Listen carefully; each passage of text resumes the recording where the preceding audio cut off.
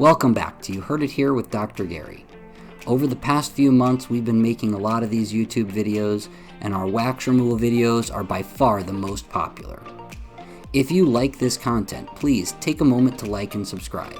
It helps guide us as to what content we should make to entertain you and hopefully provide a little bit of education.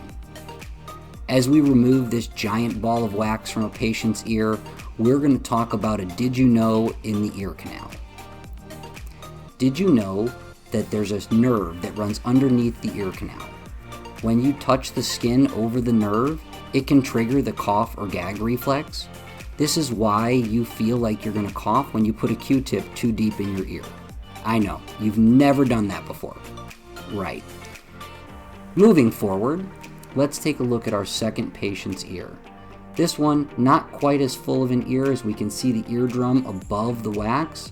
As we pull on that wax, because it's very tacky, it should stay together in a nice large chunk, giving us a good view of the eardrum once we clean off the ear canal walls.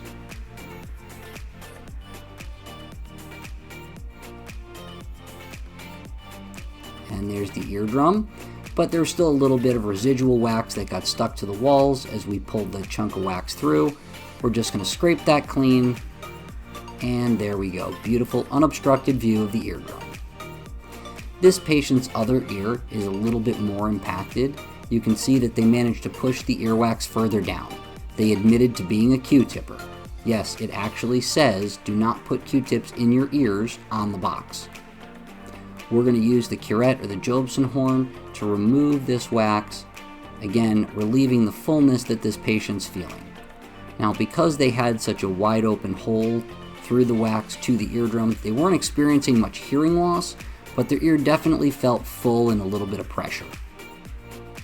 Last little bit on the left side of the ear canal here.